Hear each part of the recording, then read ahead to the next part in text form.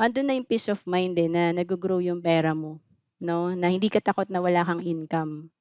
Kasi time is money.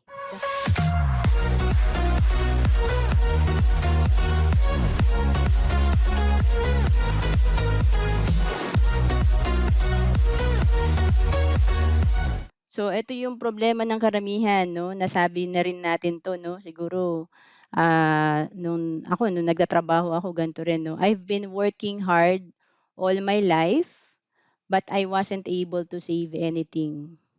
Where did my money go? 'Di ba?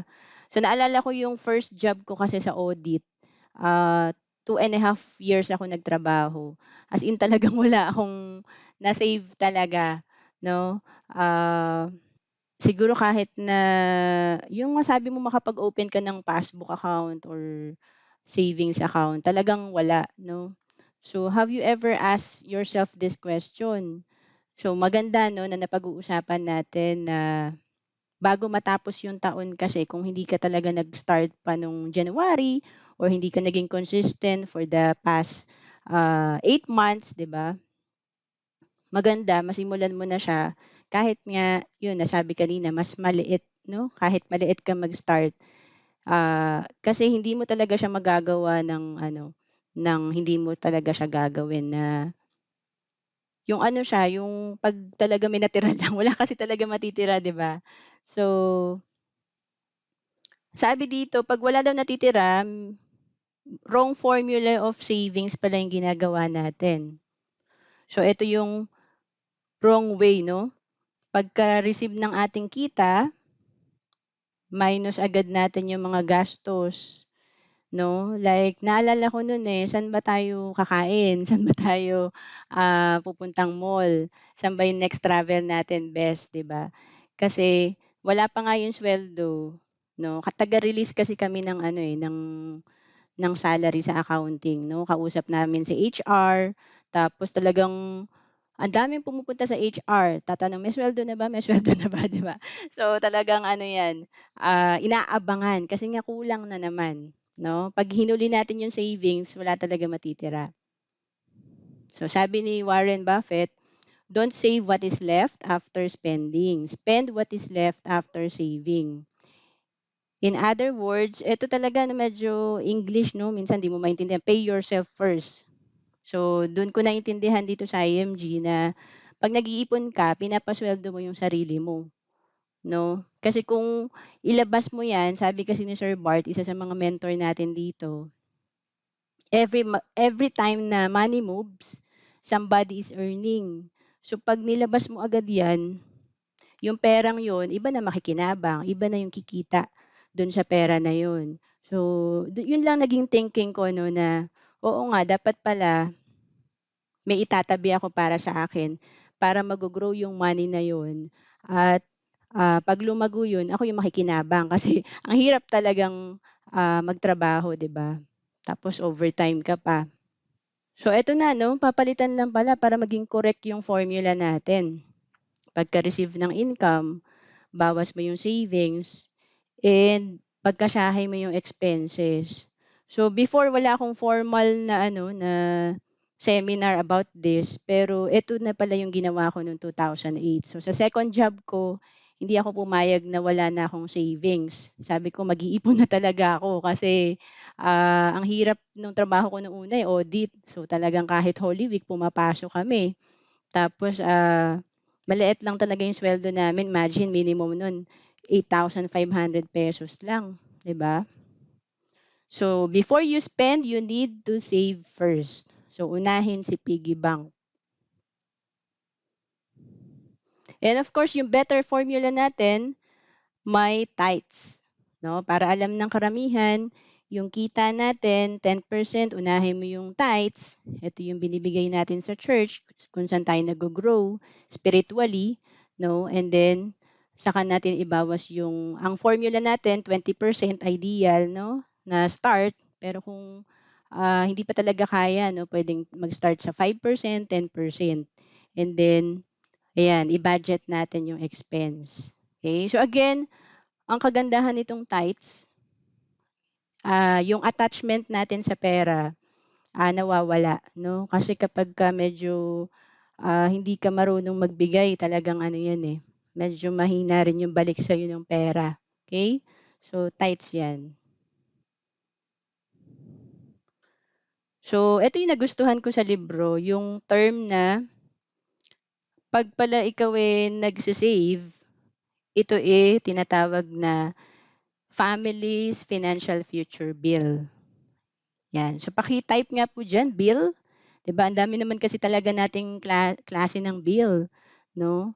Ah, pero pagka tayo, minindset natin yung sarili natin na, "Teka, may bill din pala ako para sa future ng family ko," 'di ba? So, eto na nga yung savings natin na kung kaya mo talaga 20%, 'no? So, gradean niyo yung sarili niyo. Dun sa suweldo mo, tignan mo kung magkano yung natatabi mo na. So, gradean mo. Kung wala pang 20%, medyo kailangan mo pa ng improvement. Pero pagka lumampas ka na, kasi ako lumampas ako dito sa 20%, eh. I think umabot ako ng 40% nung last job ko, 'no. So, kaya talaga siya basta may disiplina ka. So, bakit ba 'no, kailangan natin nung savings na yon, 'no? Kasi doesn't it make sense to pay your family first before paying other people's bills, 'no? Your cellphone load, your electricity, your branded shirt is not more important than your family's financial well-being. So ito na nga yung sinasabi na, magka-college na yung anak ko, wala akong pera, 'di ba? So kasi nga hindi tayo nagtabi nung bata pa siya, okay? Or manganganak na yung asawa ko, kailangan namin ng pangpa-ospital. So again, hindi tayo nagtabi nung nalaman natin na buntis pala yung asawa natin, 'di ba? Kasi again, ang napag-usapan natin before, nagiging solusyon kasi natin utang, 'di ba? Pero kapagka nagawa natin na may emergency fund tayo, 'no, hindi na yung solusyon natin utang, savings talaga, 'no, dun tayo huhugot. So again, small savings, big money. No, paki-type nga small, kasi naalala ko nung second job ko, ang sinave ko nun, kasi 'di ba 8,500 yung sweldo ko sa unang trabaho ko. So, naging 15,000. So, that time sobrang laking-laki na talaga ako sa 15,000 a month na sweldo. So, siyempre dahil halos dumoble yung aking sweldo, nag-decide na talaga ako na magtatabi ako. So, I think that time 2,000 per month yung nasimulan ko. Kasi kahit single ako that time, nagbibigay din talaga ako sa bahay, required na magbigay sa bahay. So, after ko ma-deduct yung 2,000, minsan 'pag nag-o-OT ako siyempre mas malaki sa 2,000. Saka ko pinagkakasya yung ano, yung budget ko. So, talagang naglilista ako nun, ilang shampoo yung bibilhin ko kasi naka-sachet pa ako nun, 'di ba? So, sachet pa yung shampoo ko, ilang sachet 'yan, kukumputin ko yung per piece. Kasi siyempre 'pag middle class ka gano'n naman, bumibili ka lang sa tindahan, 'di ka naman talaga naggo-grocery ng maramihan, 'di ba? So, budget meal ka lang talaga or, ah, per sachet, 'di ba? So, kaya malakas yung mga tindahan. So, alam nyo ba dito 'no, kapag ₱10 a day, ₱300 per month din 'yon 'no? And yung ₱300 per month natin, magiging 447,107 in 30 years at 8% interest annually. So, ang ganda 'no, 'pag natuto pala tayong mag-ipon, hindi lang siya hihinto dun sa savings natin, puwede pa natin siya mapa-grow, 'di ba? Tapos lalo na kung bata pa tayo kasi mahaba pa yung time na puwedeng mag-compound or lumago yung pera natin. So, kung at that time kasi 24 years old na ako nag-start mag-save. So, kung plus 30, ₱10 lang tinatabi ko, 'di ba? 24 years old plus 30, 54 years old ka lang, meron ka ng ₱500,000, 'di ba? ₱10, ano ba yung ₱10 kayang-kaya ng lahat 'yan, kahit siguro tricycle driver, 'di ba? So 'pag dinoble, ₱20, 600 a month, 'no? Grabe, 894,214 in 30 years at 8% interest, 'no? So gano'n ka-powerful yung maliit na tinatabi natin. Okay? So ano pa, ang dami pa, no? So sabi dito, isa talagang paraan para makaipon tayo is to reduce your expenses. Tignan natin yung mga ginagastos natin araw-araw. Kasi maliliit yan, pero pag ano yan, naipon mo, lumalaki din talaga siya. So, delay your gratification. Kasi madalas talaga, no, yung post nga natin na deserve ko to, 'di ba? Kaya talagang kaka-deserve natin, naging zero din yung bank account natin. So, can you sacrifice small personal luxuries today so you can reap greater rewards and benefits in the future? So, yun lang yung tinignan ko, no? Bakit ba nag-change yung way ko na walang naipon nung first job, then nag-shift to ba't nagagawa ko na siya. Kasi inisip ko lang na kung wala pa rin akong maipon, parang alam mo yun, nagtatrabaho ka tapos pagod ka, tapos hindi mo nakikita yung fruit ng iyong ano, nung pinagtatrabahuhan mo. Parang lagi kang zero. So yun ang nga yung tinatawag na rat race cycle, 'di ba? Lagi kang wala. You may cut down on things. So, ito na yung mga pwede nating ipagkuhanan na maliliit na amount, no? Soda, coffee, no? Bottled water, no? So, again, every time na lumalabas kami, lagi ako may bottled water or yun nga, yung aming tumbler, dala namin yan. Para hindi na kami bibili ng tubig. And then, yan, cigarettes, baka may mga bisyo tayo dyan. Mahal na rin, no? Mga subscription natin or binabayaran monthly na hindi naman pala kailangan, no? High-end gadgets, phones, especially kung ginagamit lang natin for entertainment purposes, shopping, no? Fancy cars, eating out, partying. So alam niyo malaki din maiipon natin kung medyo ikat natin yung pagkain sa labas. So before, ito yung nakikita kong ano, malaki talaga yung ano niya, yung masi-save ko kung iiwasan kong kumain talaga sa mall. Pero again, hindi natin 'to gagawin hanggang 50 tayo or 60, 'di ba? Kasi kaya naman tayo hindi nag-iipon kasi ayaw naman natin na parang kawawa ka naman, 'no? So again, ginagawa lang natin 'to kung wala ka pa talagang savings. Kasi 'pag may savings ka na, 'no, kagaya naming mag-asawa, wala kang problema sa pagkain mo sa labas, eh, 'no? Tapos yung bestseller pa nga itatanong mo, eh. Kasi nakaipon ka na, eh, may peace of mind ka na, eh, 'no? Pero 'pag wala pa talaga, meron talagang sacrifice 'yan, okey? So 'yan, partying. Kasi siyempre 'pag pumupunta tayo ng party, like before 'no, dahil nagco-commute nga ako, sabi ko, "Hala, ang gastos pala nito, magco-commute ako, yung pamasahe ko, tapos siyempre mag-aayos ka, 'di ba? So, may regalo ka. So, magastos talaga. Kaya hindi lahat pupuntahan natin. So, again, remember, it's not how much you earn that counts, it's how much you keep. One of the common traits among rich people is that they are very conscientious when it comes to spending. So, again, eto narinig ko to kay Robert Kiyosaki, eh. Yung, di ba lagi natin sinasabi, hindi siya sa laki ng kita mo, 'di ba? Sa natatabi mo. Pero actually, yung for me, pagkakaintindi ko dito sa it's how much you keep, eto yung itatabi mo yung pera, tapos palalaguin mo siya. So, halimbawa, may tinabi ka na 2,000 per month, naging 100,000 yan. So, pwede mong i-invest yan sa business, pwede mong i-invest yan sa kung saan siya lalago. No? Hindi lang siya yung you keep, tabi ka lang ng tabi. Napapa-grow mo kasi siya, napapaikot mo siya kasi nga asset siya. Okay? Paki-type nga asset.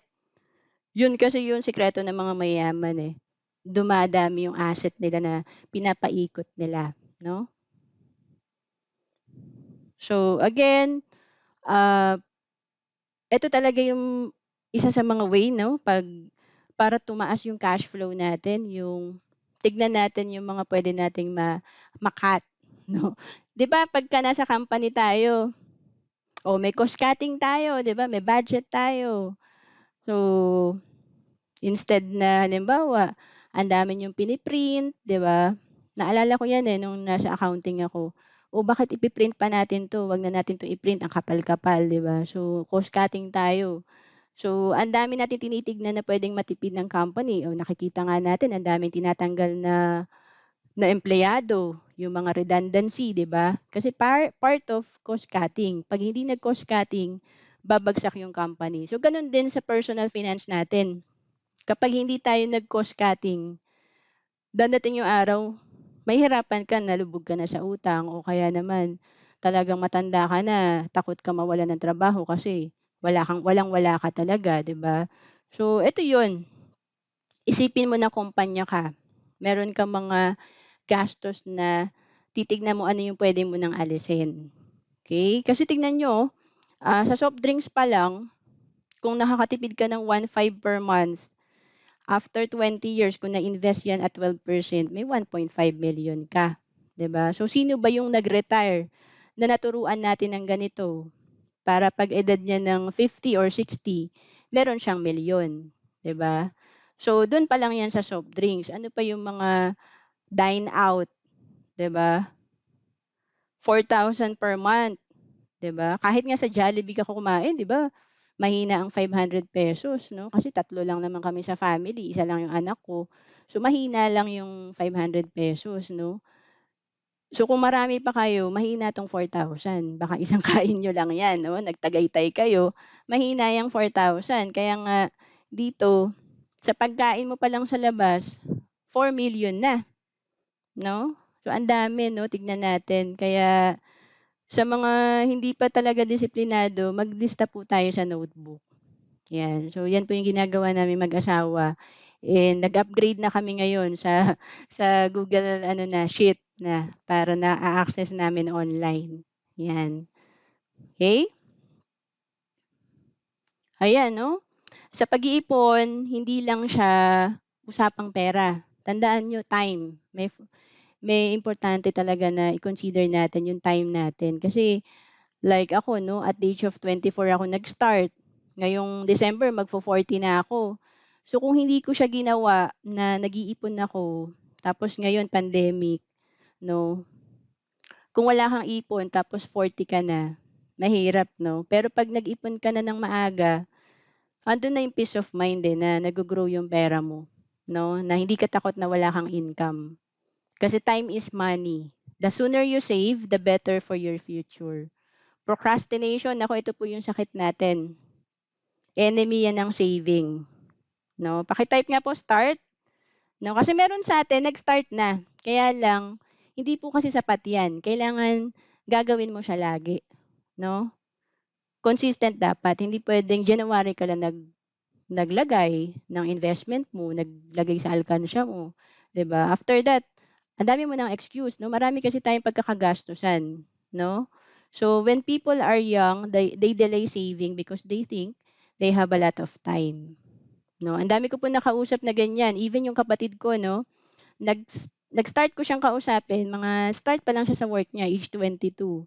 Pero nag-start siya sa savings niya, I think mga after 8 years pa, so 30 na siya, 'di ba? Imagine yung puwedeng mangyari sa pera niya mula age 22 hanggang 30, nasa marketing pa siya, so lumaki din yung income niya, napunta siya sa sales, 'di ba? So gano'n yung sinasabi natin na yung application talaga importante.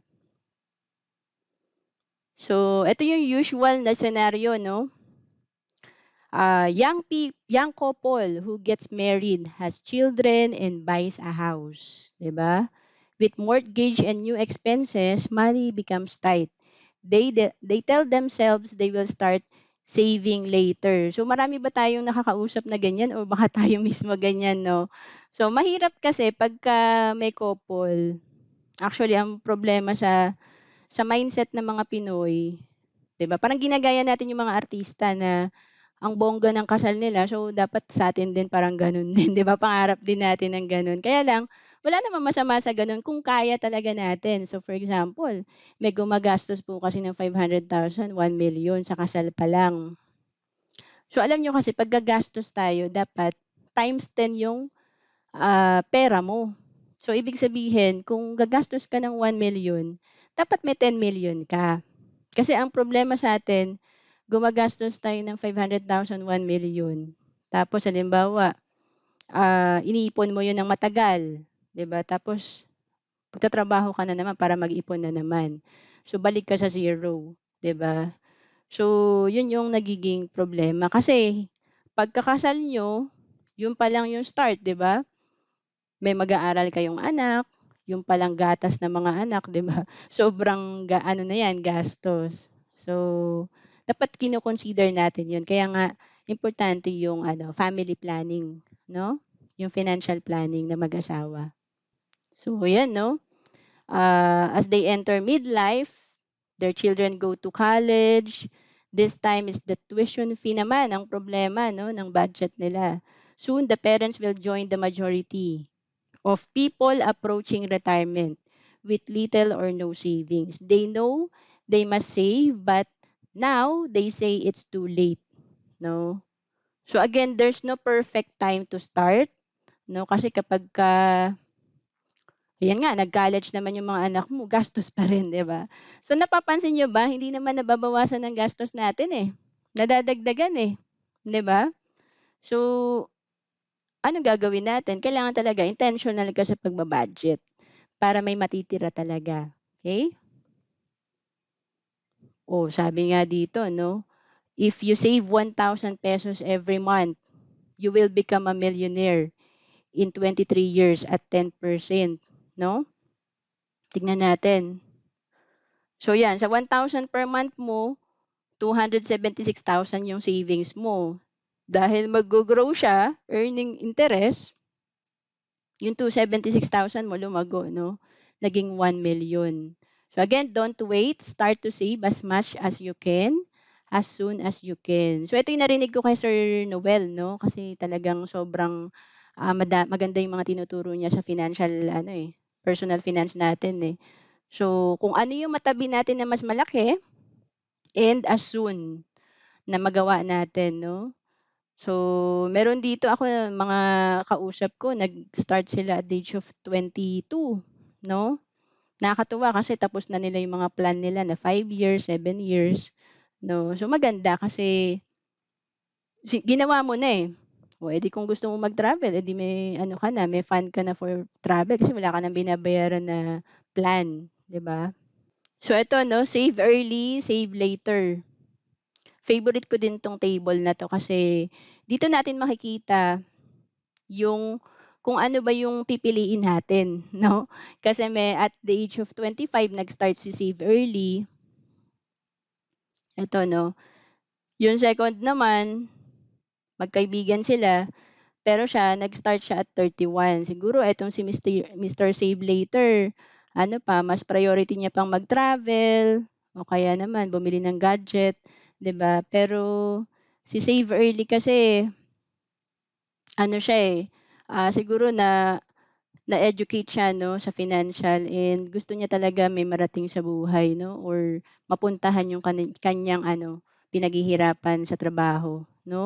So eto tandaan natin na every year you delay your savings cost you millions over long term, okey? Paki-type cost, 'di ba? So again, 'pag nag-delay tayo may cost 'yan 'no. So titignan niyo every time na nagde-decide kayo, lagi kasing 'di ba may option 1, option 2, may opportunity kasi yung kabila 'no. 'Pag eto pinili mo yung 1, meron kang cost na mawawala sa 2. Kaya make sure lang pumipili talaga tayo nung tama 'no. So tignan natin 'no, ayan, so ang layo ng difference kasi si Save Early dahil nag-start siya ng, at the age of 25, 9.5 million yung naging pera niya. 'No, pareho lang silang inipon 120,000, 20,000 for 6 years. So 9.5 compare kay Save Later na, ayan napakamot na siya ng ulo.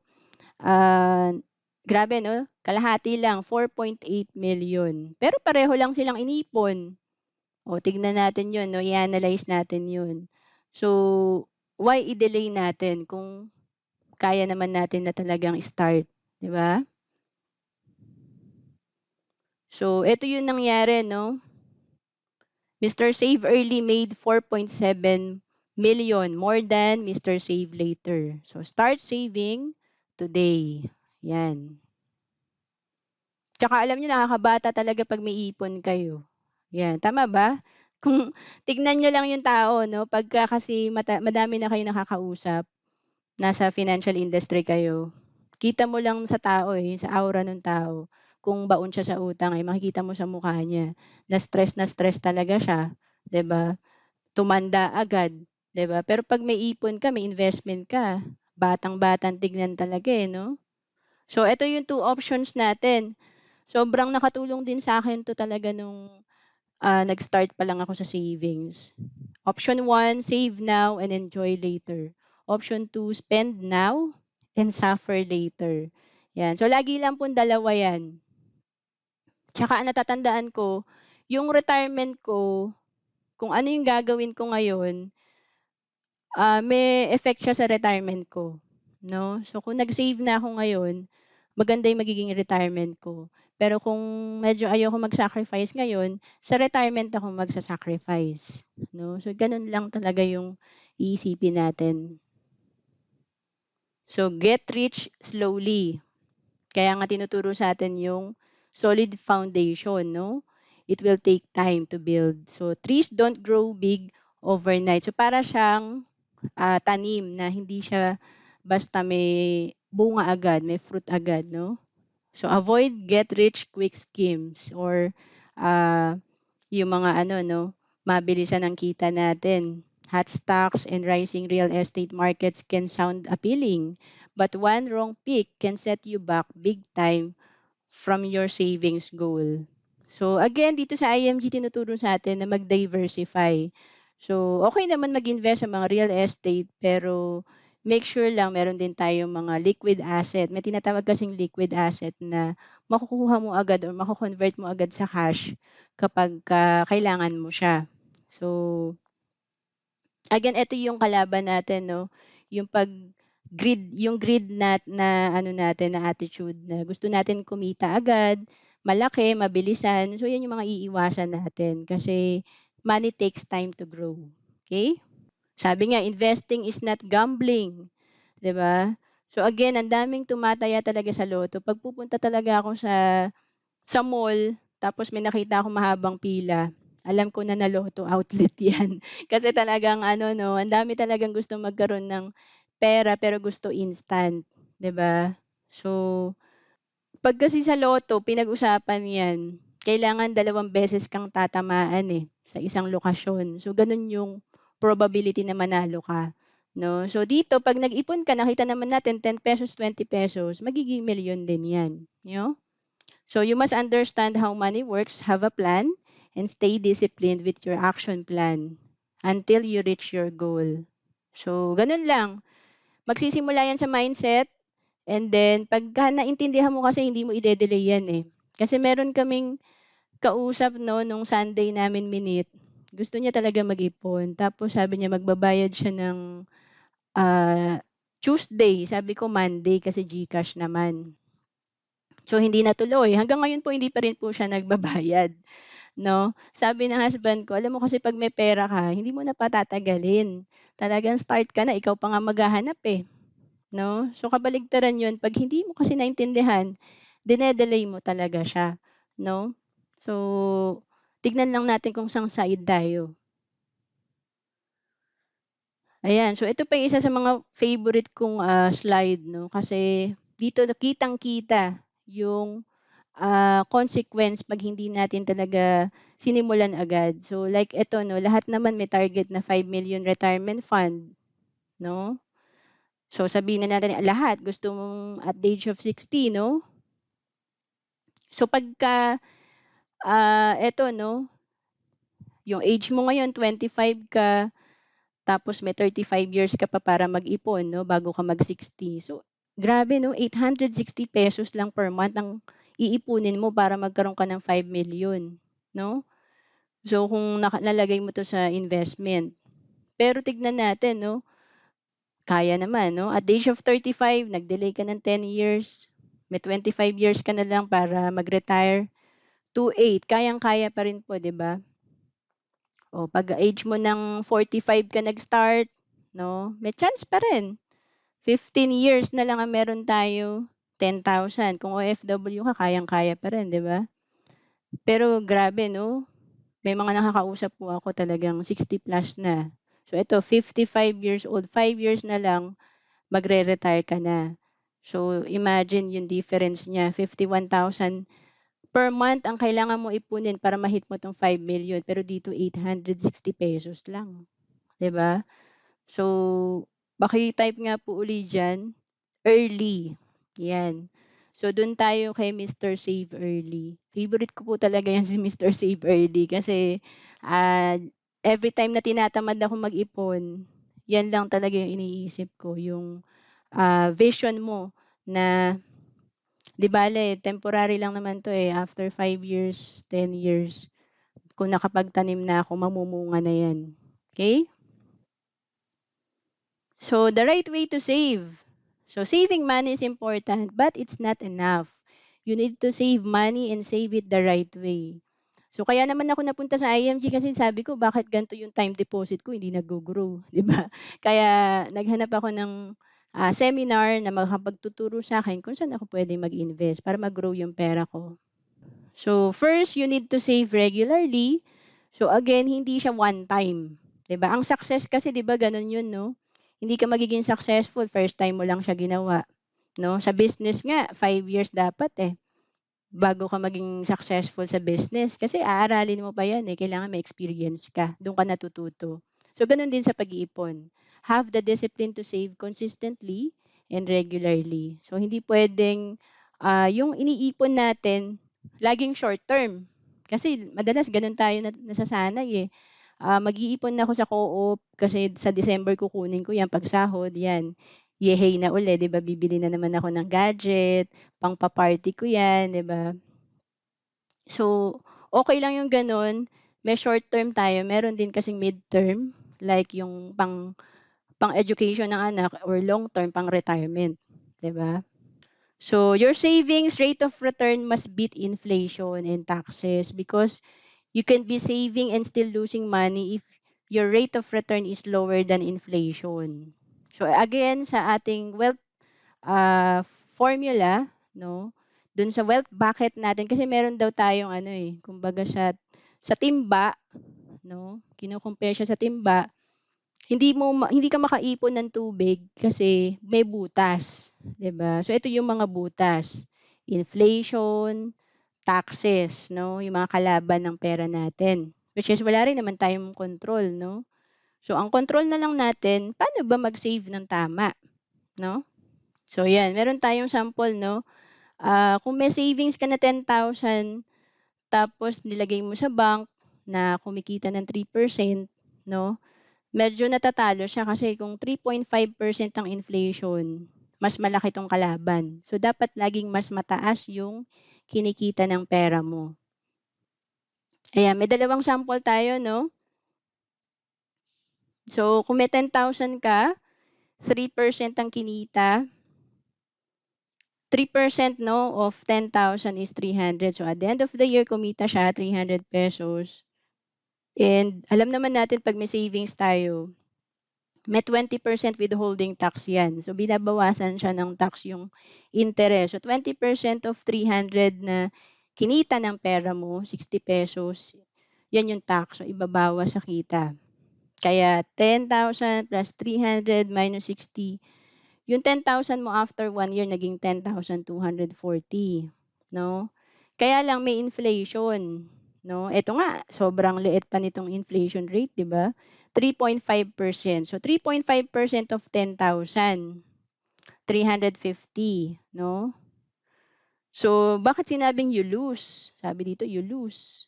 Kasi nga 'pag kinompyut natin yung kinita mo dito na 240, mas maliit dun sa inflation o pagtaas ng bilihin. Kaya yung 10,000 mo lumiit yung value.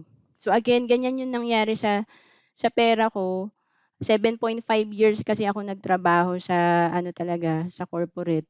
So, lagi lang ako nagse-save sa bangko. 'Di ba sabi ko nga sa inyo, sa second job ko nag-start na akong nag-save, passbook, passbook, 'di ba tuwang-tuwa ako sa kada deposit ko kasi nadadagdagan yung amount. Pero napansin ko na hindi talaga siya naggo-grow, na in the sense na maliit lang talaga yung kita niya. Kaya ito yung nangyayari pala sa pera natin, lumiliit yung value niya. Akala mo, "Uy, nadagdagan ng ₱240 pero 'pag kasi bumili ka na, eh, pinambili mo na yung 10,000 mo, maliit na lang yung value niya, konti na lang yung mabibili niya." 'Yan, so naintindihan ba natin 'yon? So paano mananalo? Eto na nga 'no, same scenario pero 5% yung kinikita ng pera. So 5% of 10,000, ₱500, 20% ng kinita ng pera, tax, babawas ₱100. So 10,400 net. Pagka binawas na yung tax, eto na 10,400 na. Eh, ang inflation 3.5, 3.5% of 10,000, 350. So again, mas malaki kasi yung kinita ng pera na 5% kaysa dun sa pagtaas ng bilihin. So inflation rate of 3.5%. Kaya nakalaban 'no, medyo nakasabay yung ating, income ng pera natin dun sa pagtaas ng bilihin. Kaya sabi nga dito, you must get 5% or more in interest to beat taxes and inflation. To know more about savings and investment, message mo lang ako sa FB, Roan Celis Capistrano.